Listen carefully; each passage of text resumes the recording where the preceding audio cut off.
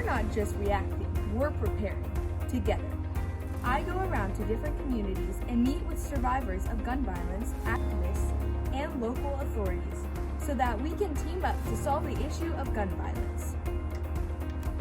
Thanks. No problem. Our goal is not to deprive people of the capability to defend themselves, but to protect citizens from real danger. Yep, just like that. Look, Joe Biden's on the TV. In 2022, Kamala and I passed the Bipartisan Safer Communities Act, the biggest gun safety law in 30 years. It strengthened background checks, cracked down on gun trafficking, and delivered over $15 billion to make our streets safer. That's real change. In 2023, when I was vice president, the U.S. saw the world's largest drop of homicide rates in modern history. I helped make that happen. Bye, Kamala. Bye.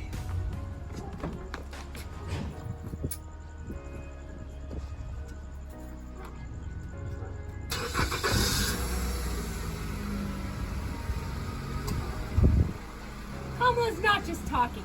She's out there, bleeding, listening, acting. Good evening. Millions of Americans are caught in the sandwich generation. Raising kids and caring for aging parents, it's a heavy load.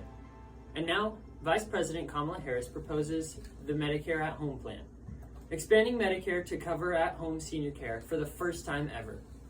But what does caregiving really look like?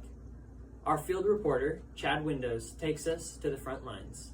Meet Chloe. She juggles work, kids, and caring for her mother who's battling illness. She's part of the 25% of Americans over 50 providing care for loved ones at home. This daily burden is exhausting. Vice President Harris's plan for Medicare would change this, giving families like these better opportunities. How would this change your life, Chloe? Having professional help at home would give me a chance to breathe. Henry, are you behaving yourself? And my mom the care she deserves. Thank you so much for joining us tonight, Vice President Harris. Can you explain how exactly will the Medicare at Home plan make a difference for people like Chloe? By providing in-home health care through Medicare, we ensure seniors stay in their homes with dignity and relieve families' financial stress.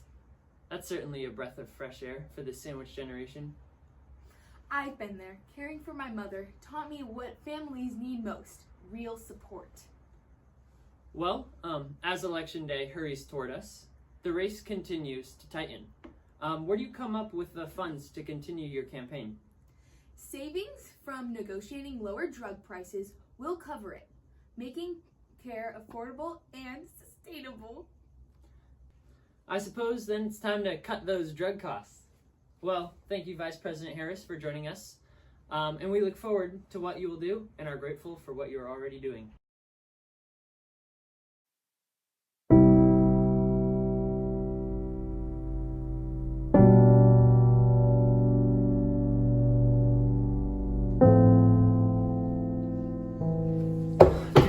I've been working 2 jobs for years. I'm still stuck in this place. No hope of ever really leaving.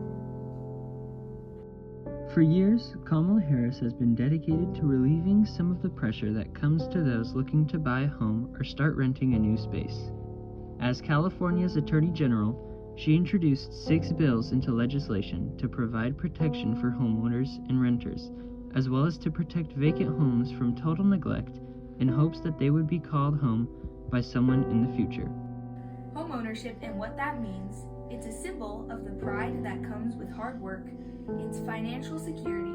It represents what you will be able to do with your children. And sadly, right now, it's out of reach for far too many American families.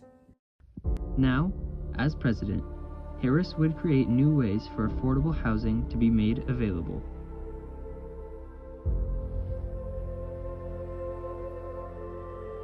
As president, Harris would aim to double President Biden's standing fund of $20 billion in support of new ways to build affordable housing, and encourages innovation in the new housing market. She also has a vision to expand President Biden's down payment assistance proposal. First-time home buyers would be given tax credits of up to $25,000 directly from the IRS to put toward taking that first step and building up a new life and family, buying a home. Good evening, this is Charlotte Andrews. The shocking news today continues as the fires in Northern California continue to spread. Less than 20% contained as of now. Evacuation orders have been given. Let's turn to our reporter, Todd Brown, for more details. Todd? Yes, Charlotte, it's hard to watch, but it's important that we do. The fire has already covered over 100,000 acres, and it is moving farther north. Firefighters are using new airborne agents to try to contain it, but it's had little effect as of now. We'll keep you updated, but many cities have already started evacuation. Thank you, Todd. We'll continue to keep victims and first responders in our hearts. We're joined now by environmental expert Sean Harvey to understand what this fire meant for the state of California and more broadly. Thank you for having me. This fire is evidence of the issue that we've been aware of for quite some time now. Climate change does have real consequences. Can climate change be blamed for the tropical storms America's been hit with this year too? Definitely in part. This is exactly why we need Vice President Harris to get elected and to be able to push her plan to help America reach carbon neutrality. Her proposal of $10 trillion might seem like too much to put into environmental issues to many people, but I can assure you that it will be worth it if it means these disasters will no longer plague us. The new electricity sources, net zero transportation, and bonus funds for green economy jobs will actually do that much. It won't be immediate, it will require patience, but yes, these changes will create a great future for America and the whole world's health. Thank you, Sean, for your time. Of course. Thanks for tuning in to Channel 6. Have a good night and stay safe. Hey Tom, how are you doing? Good, how are you? Not good. Look, a new school policy. Anyone can use whatever bathroom they identify with. Hi guys, my daughter came home from school today. She showed me this drawing. Apparently now, all genders can go in any bathroom. What are they teaching our kids? And if we say anything, it's hate. Ugh.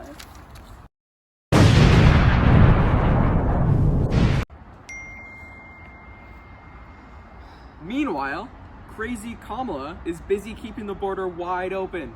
Our small town just had 60 people dropped off by bus. No ID, no nothing. And they're giving them free hotel rooms and phones? My uncle's a veteran living in his car. Ugh. They call it compassion. I call it chaos.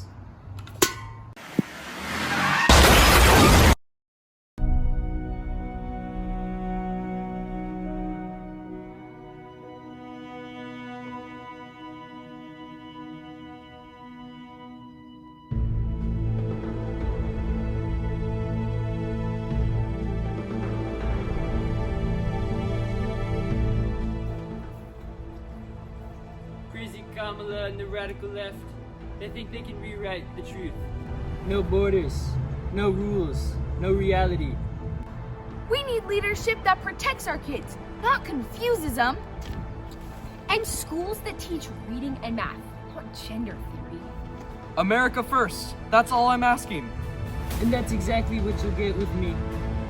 Borders, safety, and common sense fast.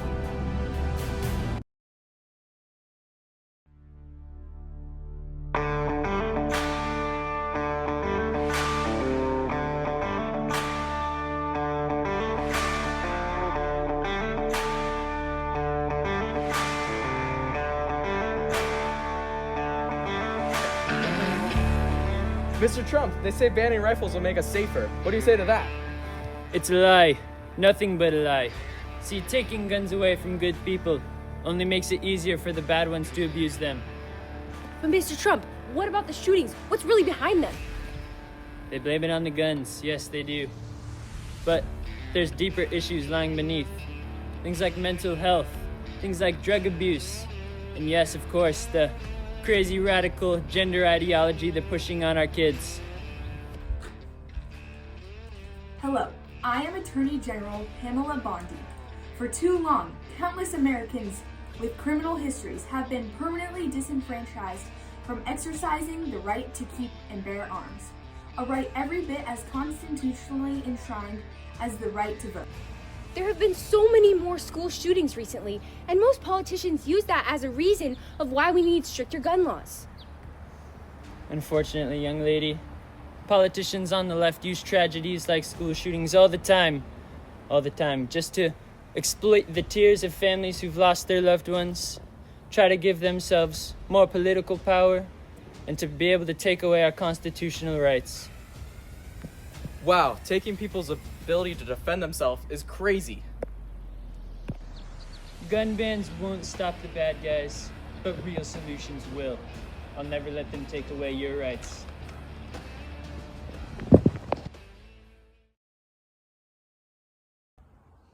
Good evening, America. Tonight we break down Donald Trump's National Defense Strategy, a bold plan to modernize the military, boost troop pay, and defend our nation like never before. Forget weak foreign policies. Trump is coming back with serious muscle. First, here's our field reporter live at Fortress America rally. Ella?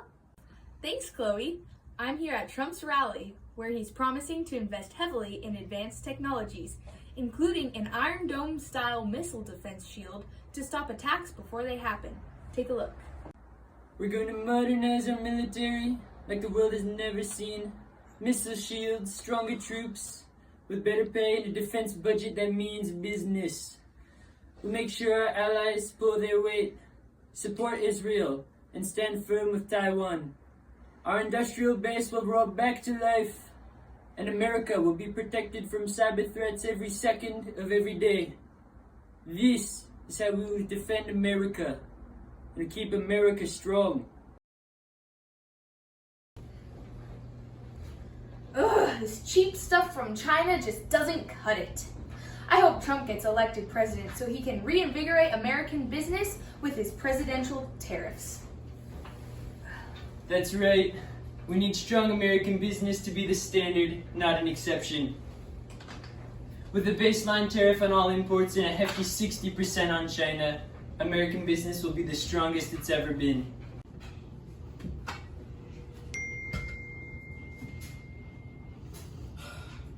I know Chris is back in town, but I gotta get this overtime in for the extra pay, even though it's taxed. Not so fast. You've put in the extra work, you deserve what you earn. We're looking to cut overtime pay and these precious tips from being taxed. You've earned it. I hope we have enough money for these pills next month. Take one. And these two will also be helped out with tax exemptions for Social Security benefits and bonus tax credits for caregivers. It's time America finally cared for its people, all that they've done and all they'll continue to do. With the current Republican majority, In both the House of Representatives and the Senate. Now's the best time to get things done.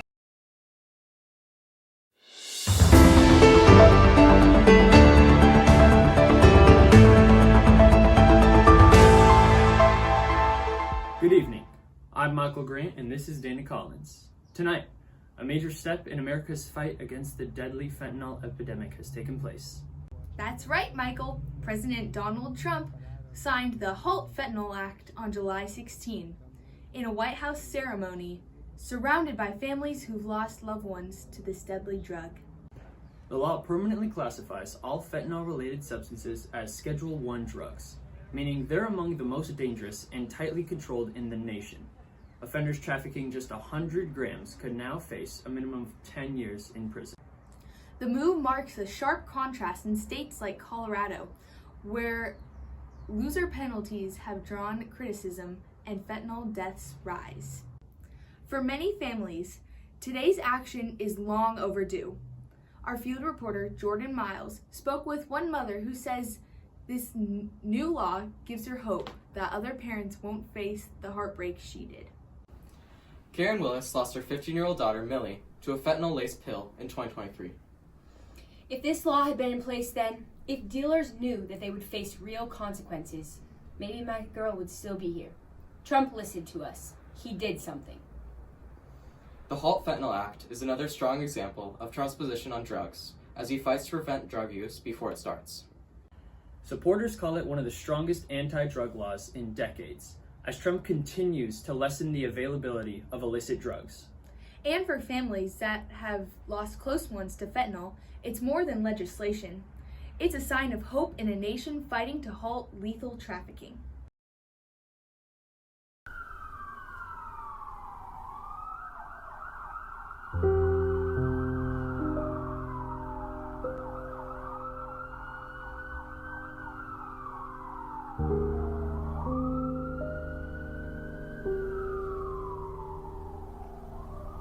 They say Democrats want to give hundreds of billions to people who don't belong here.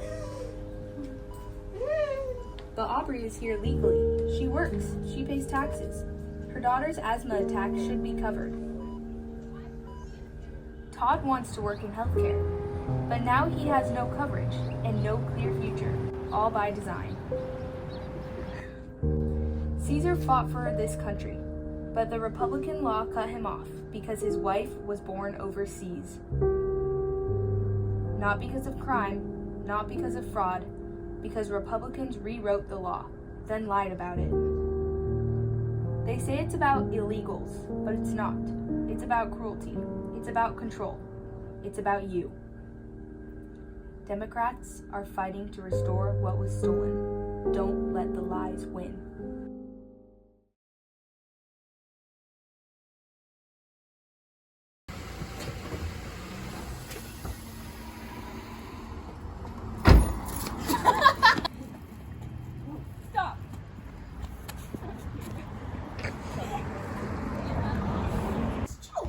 It's so chill. If you say revive, just say relief.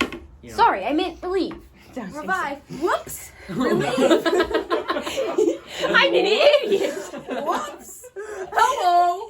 What am I doing here? What kind of vice president am I?